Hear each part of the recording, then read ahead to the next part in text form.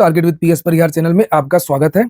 आज हम बात करेंगे रेलवे की भर्तियों की। रेलवे से आज दो नोटिस जारी हुई हैं, एक आंसर की को लेकर के और एक नई भर्ती को लेकर के। तो पूरी बात करेंगे, वीडियो को जल्दी से लाइक कर दें, शेयर कर दें। जो नए छात्र हो तो चैनल को सब्सक्राइब भी कर लें। आगे बढ़ने से पहले एक सूचना उन विद्यार्थियों के लिए जो विद्यार्थी रेलवे की भर्तियों की तैयारी कर रहे हैं। वे सभी अभ्यर्थी अग्रवाल एग्जाम कार्ड यहाँ पर देख सकते हैं, साइड में लिखा हुआ है अग्रवाल एग्जाम कार्ड पब्लिकेशन की इस बेस्ट बुक को ले सकते हैं, जिससे आप लोग यहाँ पर देख रहे हैं। और ये जो बुक है वो हिंदी माध्यम में भी आती है, इंग्लिश मीडियम में भी आती है। और ये जो बुक है वो सभी एग्जाम्स के लिए है, चाहे वो आरआरबी एनटीपीसी हो, आरआरबी ग्रुप डी हो, आरआरबी जेई हो, आरआरबी एलपी टेक्नीशियन हो, सीबीटी 1 सीबीटी 2 सभी के लिए है। क्वेश्चन बैंक है, ये पीवाईक्यूज है, इसमें नीचे लिखा है यहाँ पर 3400 से ज्यादा टीसीएस पीवाईक्यूज और 89 चैप्टर हैं। और इस पुस्तक की एक खासियत है कि इसमें जो शॉर्ट पेपर दिया हुआ है, जो पीवाईक्यू दिए हुए हैं, वो आप लोगों को chapter wise, type wise, exam wise देखने को मिलेंगे। सभी सब्जेक्ट, चाहे वो मैथमेटिक्स हो, रीजनिंग हो, जनरल अवेयरनेस हो और जनरल साइंस। इस बुक की बहुत सारी खासियतें हैं, मैं अभी आपको आगे वो भी दिखाऊंगा। यहाँ पर नीचे आप देख सकते हैं, ये इसकी राइटर हैं काजल सिहा, जिनके बारे में यहाँ पर साइड में लिखा हुआ है BSc biotech, MSc pursuing PhD, 10 years experience. जो मैं चैप्टर वाइज आपको बता रहा था वो ऐसे यहाँ पर ये देखिए लिखा हुआ है कि किस पेज में क्या है। जैसे हिस्ट्री ऑफ एंशिएंट इंडिया, इसमें इंडस वैली सिविलाइजेशन से कौन कौन से क्वेश्चन एनटीपीसी में पूछे गए हैं, एलपी में पूछे गए हैं, और वैदिक कल्चर में कौन कौन से क्वेश्चन पूछे गए हैं। ग्रुप डी में, एनटीपीसी में, एएलपी में, इसमें 2 क्वेश्चन पूछे गए थे। पिछली बार 1 क्वेश्चन पूछा गया था, ग्रुप डी में 3 क्वेश्चन आए थे, इस तरीके से। और ये आपको इस बुक के किस पेज में मिल जाएगा, 1 और 3। इसका एक्सप्लेनेशन अभी हम ये सारे चैप्टर्स के बारे में इसी तरीके से दिया गया, एक एक चैप्टर को बताया गया कि इस चैप्टर से कितने क्वेश्चन किस भर्ती में पूछे गए हैं और ये आपको किस पेज में मिल जाए। ये देखिए मैंने खोला और हिस्ट्री ऑफ एंशिएंट इंडिया आगे, और यहाँ पर देख सकते हैं आप लोग बिल्कुल अलग से इंडस वैली सिविलाइजेशन का अलग से जो सॉल्व पेपर जो पिछले साल जो पूछा गया था वो यहाँ पर ये एक्सप्लेन किया गया है नीचे, और यहाँ पर ये बताया भी है किस साल कौन से जो क्वेश्चन है वो पूछे गए हैं। तो कुल मिलाकर के काफी अच्छी पुस्तक है, इसे आप लोग देख सकते हैं। सभी कॉपी किताबों की दुकानों में आप लोगों अग्रवाल एग्जाम कार्ड की ये बेस्ट बुक आपको मिल जाएगी। और अगर आप लोग ऑनलाइन मंगवाना चाहते हैं तो उसकी लिंक मैंने डिस्क्रिप्शन बॉक्स और कमेंट बॉक्स दोनों जगह उपलब्ध करा दी है।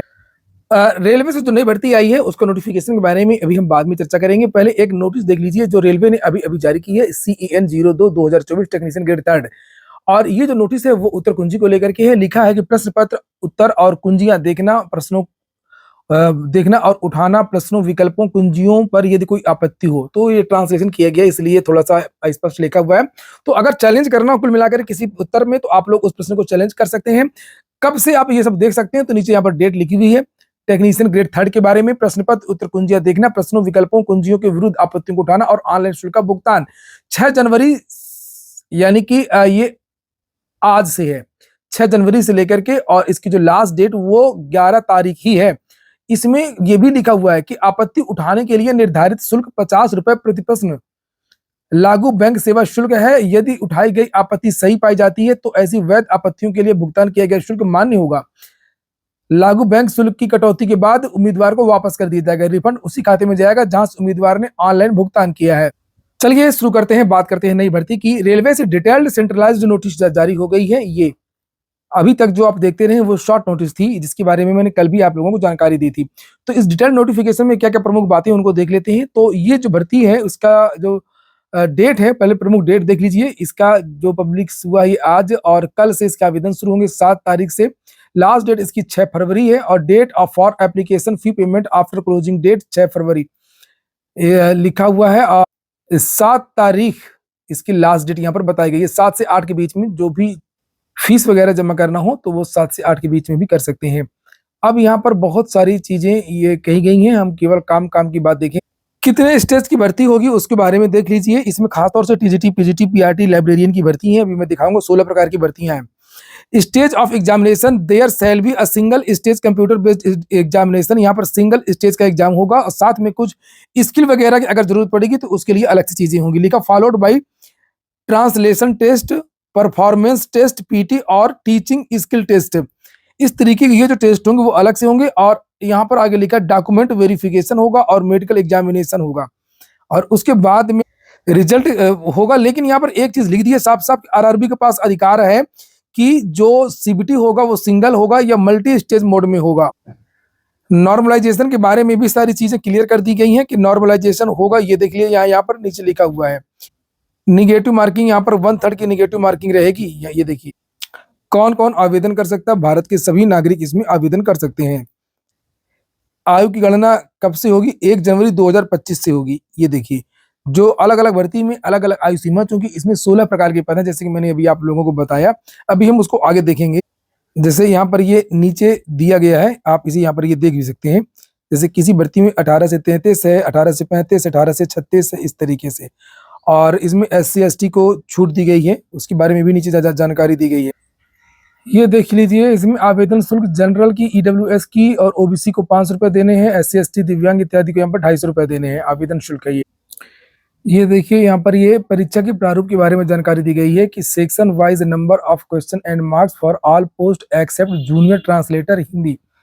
इसके अलावा और यहाँ पर इसमें पूछा गया है प्रोफेशनल एबिलिटी के 50 क्वेश्चन आएंगे 50 नंबर के, जनरल अवेयर्स के 15 क्वेश्चन 15 नंबर के, जनरल इंटेलिजेंस एंड रीजनिंग के 15 क्वेश्चन 15 नंबर के, मैथमेटिक्स के 10 क्वेश्चन 10 नंबर के, जनरल साइंस के 10 क्वेश्चन 10 नंबर के, टोटल 100 क्वेश्चन 100 नंबर के पूछे जाएंगे।